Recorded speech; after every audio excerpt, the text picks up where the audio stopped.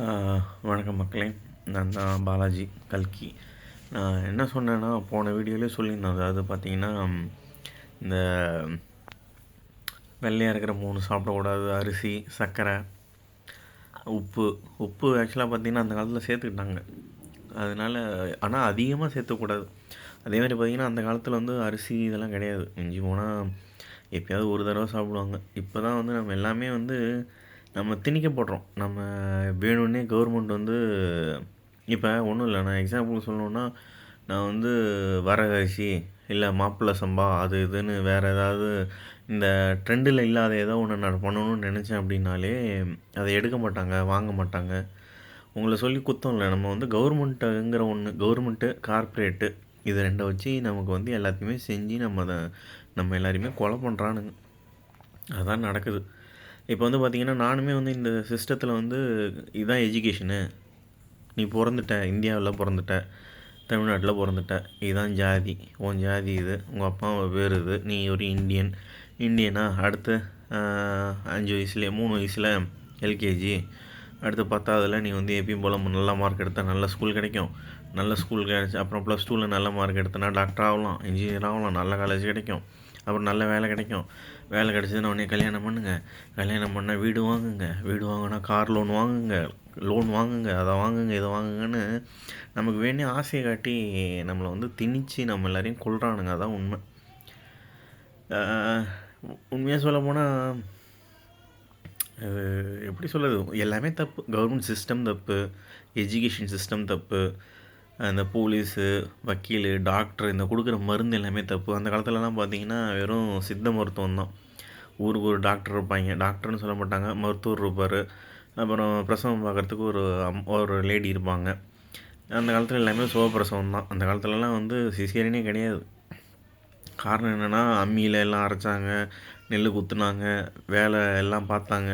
தண்ணிலாம் வேணும்னா இந்த காலத்தில் இருக்கிற மாதிரிலாம் கிடையாது, போயிட்டு ஆற்றுல அள்ளிட்டு வரணும்.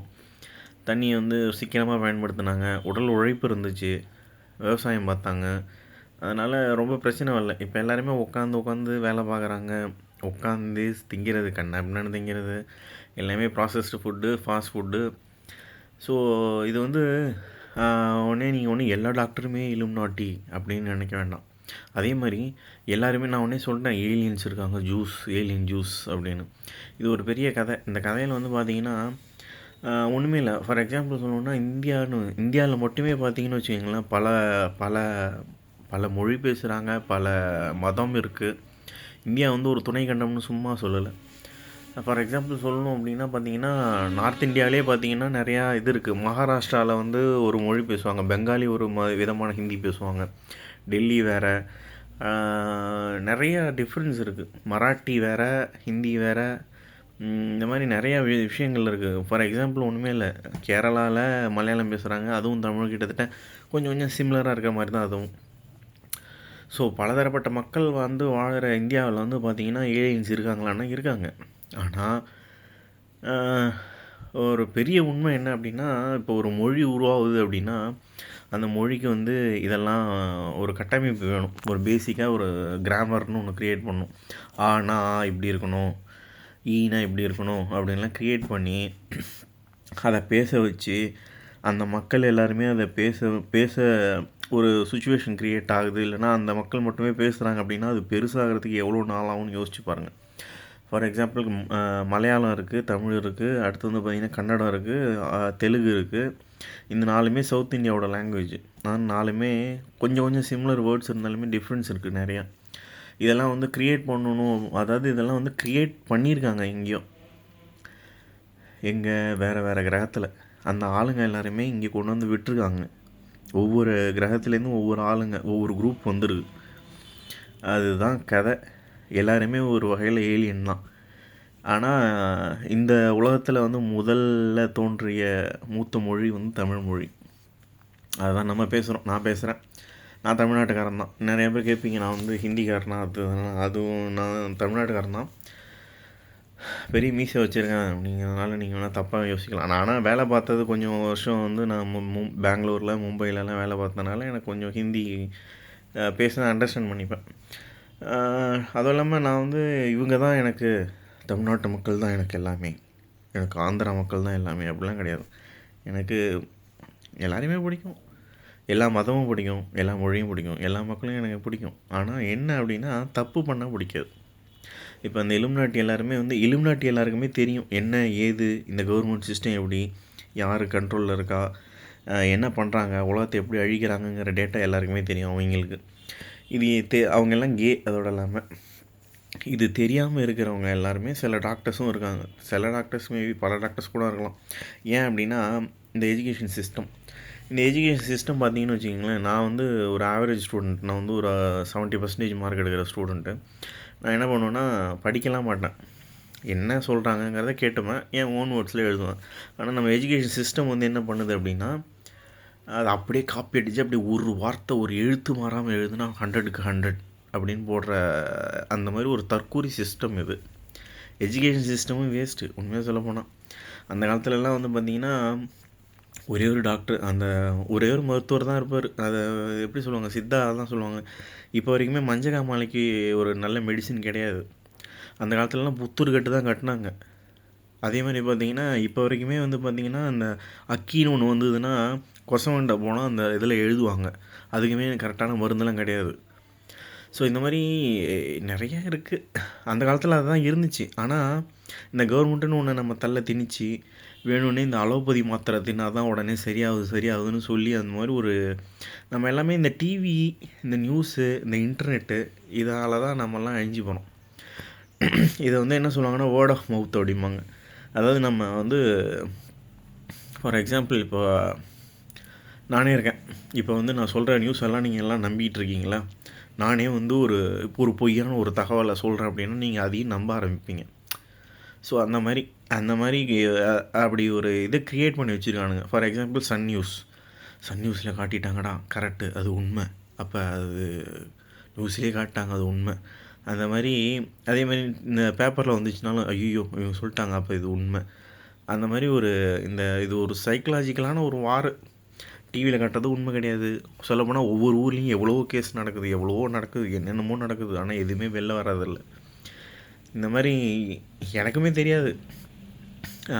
எனக்கு என்ன தெரியும் அப்படின்னா, எதுக்கு இந்த கவர்மெண்ட் சிஸ்டத்தை அந்த ரமணா அப்புறம் சில பல கேப்டன் படம்லாம் பார்த்து தான் நானும் இதை மாற்றணும் அதை மாற்றணும் அப்படின்னதோடு இல்லாமல் இந்த உலகம் அழிஞ்சிட்ருக்கு, ஏற்பட்ட டீஃபாரஸ்டேஷனு, அப்புறம் ஓசோனில் ஓட்டை, தண்ணியெல்லாம் இதாகுது அப்படின்னு உடனே நான் இதை மாற்றணும்னு சொல்லி நானாக பிளான் பண்ணி இதை எப்படி போனோம் இப்படின்னு யோசித்து இங்கே அவனுங்கள்ட்ட மாட்டி இப்போ தான் எனக்கு ஃபுல்லாக தெரியும். இது ஒரு கதை, அது ஒரு பெரிய கதை, நீங்கள் பாருங்கள்.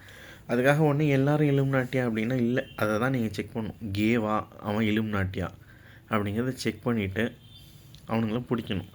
அதை விட்டுட்டு எல்லாரையும் இது பண்ணுறது தவறான ஒரு இது. அதே மாதிரி பார்த்திங்கன்னா இப்போது நான் சொன்னேன், சில பேருக்கு இந்த ஹார்ட் நடுவில் இருக்கும் அந்த ஏலியன் ஜூஸுக்கு. அந்த மாதிரி குரூப்பும் அந்த மாதிரி நார்மலான மக்கள்லேயுமே அவனுங்க இறக்கியிருக்கானுங்க. எதுக்கு அப்படின்னா அவங்கள கொல்லணும்னு. என்னால் ஒரு நல்ல ஒரு உயிர் போயிடக்கூடாதுன்னு நான் யோசித்து பண்ணிகிட்ருக்கேன். யோசித்து நாங்கள்லாம் யோசித்து எப்படி பண்ணுறது என்ன பண்ணுறதுன்னு யோசிச்சுட்டோம். ஸோ அதில் கலகம் மூட்டி விட்றதுக்கு பார்க்குறானுங்க. வேணும்னே நடுவில் நெஞ்சு இருக்கிற சில மக்கள் இருக்காங்க. அது யாராக வேணாலும் இருக்கலாம், தமிழ்நாட்டிலையும் இருக்காங்க போல இருக்கு, உலகம் பூரா இருக்காங்க. ஒவ்வொருத்தவங்களும் ஒவ்வொரு கலராக இருக்கிறதுக்கு காரணமும் அதுதான். ஏன்னா ஒவ்வொருத்தவங்களும் ஒவ்வொரு கிரகத்துலேருந்து வந்துருக்காங்க, அந்த இடத்துல குடியேறி இருக்காங்க. மேக்ஸிமம் பார்த்திங்கன்னா ஒரு 4 கலர் தான் மேக்ஸிமம். ஒன்று கருப்பு, இன்னொன்று நம்மளை மாதிரி ப்ரௌனு, இந்த அரபு கண்ட்ரீஸு, இந்த நார்த் இந்தியா, நம்மெல்லாம் ஒரே மாதிரி இருப்போம். அடுத்து பார்த்திங்கன்னா இந்த சீனா, அப்புறம் பார்த்திங்கன்னா இந்த ஜப்பான், இவங்கெல்லாம். அடுத்து இந்த ரஷ்யா, இந்த வெளிநாட்டுக்காரனுங்க கருப்பு இனத்த மக்கள், அப்புறம் நம்மளை மாதிரி இருக்கிற அந்த அரபு, இந்த நார்த் இந்தியன்ஸு, அடுத்து இந்த சீனா. அந்த 4 மக்கள் தான் சொல்லப்போனால் மொத்தமே. இந்த 4 மக்கள்லேயுமே அவனுங்க ஏலியன் இதை இறக்கியிருக்கானுங்க. அவனுங்களோட ப்ளட் டைப் வேறு மாதிரி இருக்கும். ப்ளட் டைப்பு, அப்புறம் அவனுங்களே இலுமினாட்டியா இல்லையான்னு செக் பண்ணணும், அவனுங்க கேமான்னு பார்க்கணும். இதுதான். அதுக்காக நீங்கள் எடுத்த உடனே எல்லா டாக்டருக்குமே தப்பு, எல்லா டாக்டருக்குமே இது தெரியும் அப்படின்னா அது தவறு. அப்படி சொல்ல முடியாது. ஏன்னா இது எஜுகேஷன் சிஸ்டம் தப்பு. எல்லாருக்குமே எல்லாமே தெரியுங்கிறதும் அவசியம் இல்லை. தெரியாமலும் இருக்காங்க நிறைய பேர். அது இல்லாமல் கவர்மெண்ட்டில் எல்லாருமே அதான் கொடுக்குறாங்க, சாப்பாடு இதுதான் அதுதான். அப்படிங்கும்போது நம்ம போயிட்டு நம்ம டாக்டர் சொல்லி தான் அனுப்புவாங்க, சாப்பிடாத, இதை சாப்பிடாத அதை சாப்பிடாத அப்படின்னு. ஸோ இந்த மாதிரி நிறையா இருக்குது. முதல்ல அவங்க இலுமினாட்டியா இல்லையாங்கிறத செக் பண்ணுங்கள். அதோடு இல்லாமல் கலவரத்தை முதல்ல உண்டாக்காதீங்க. கலவரமே நடந்தாலும் கலவரம் பண்ணுறவனை பிடிங்க. அவ்வளோதான் நான் சொல்லுவேன்.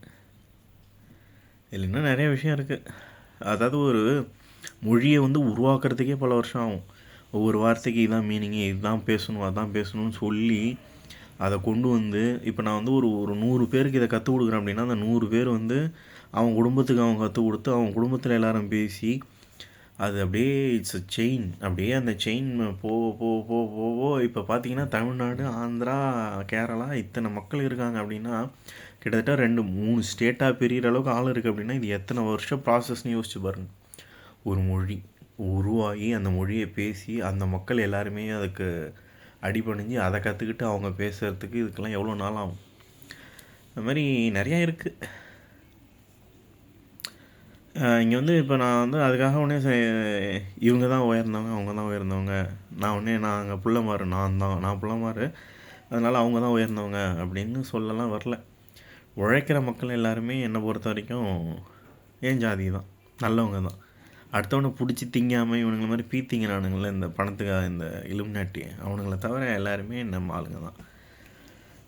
அதுதான், அதை நீங்கள் பாருங்கள், செக் பண்ணுங்கள், அவ்வளோதான். நன்றி.